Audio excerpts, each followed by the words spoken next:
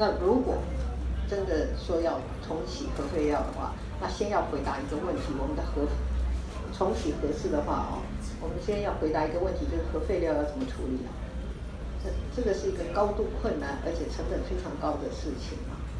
那总统你怎么看？就是韩国瑜之前是说这个被跟监，然后现在他的态度是说疑似有，就用影射的方法。那他身边的人也跟着跟风，就说好像也被国家机器跟监了。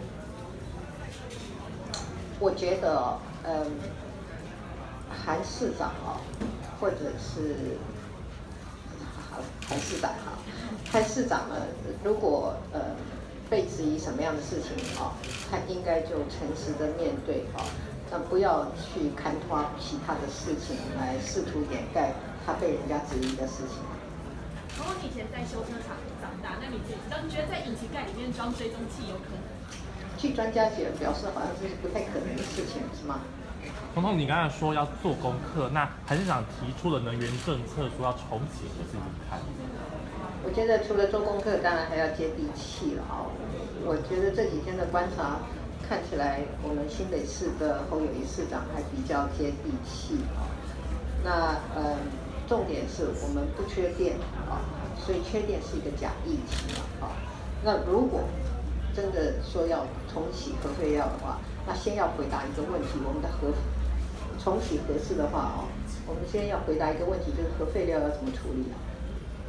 这个是一个高度困难而且成本非常高的事情所以我倒是要告诉我们的韩市长政策真的要花时间，也要接地气，要了解真实的情况不是外包给某一个团队就可以提出来的一个政策而且这个所谓外包的这团队的成员都是过去的执政的团队还是留在过去的那个时代。总统您常接见外宾，不过今天韩市长在接见外宾的时候，还让这个日本的青年局的代表等了半个小时，怎么看这个状况？天哪，这题要怎么回答？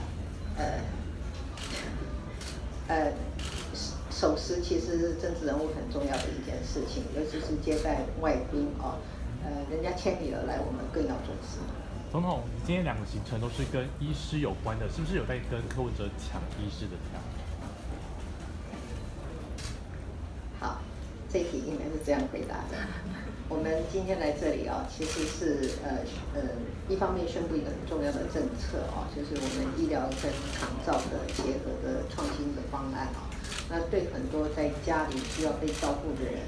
我们引进了个案的家庭医师制度确实对他们的照顾是非常的好那这个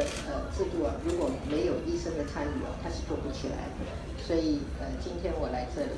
一方面我们要介绍这个新的制度，一方面我要跟我们的医师朋友还有我们护理朋友表达一个很深的谢意。总统那个柯文哲明天好像还是要跟你较劲，包括多科王要3方要联手首都画面。那柯文哲刚刚还说，他觉得现在有很多人还是讨厌蓝绿，让第三势力有空间存在，你会不会觉得他自我感觉太良好？这是你说的，不是我说的。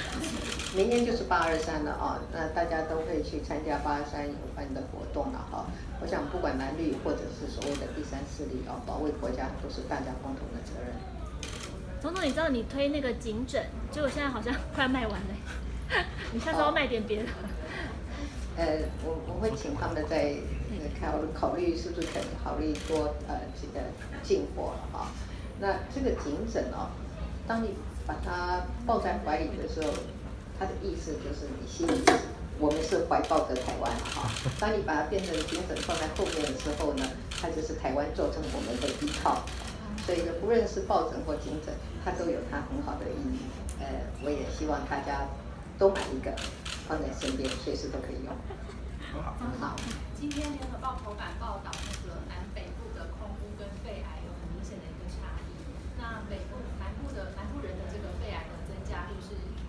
北部的15倍以上。那您怎么看这个现象，以及以后未来在这个污染管制的政策上面怎么支持？确实，我们必须要注意这一些的发展那我们也会在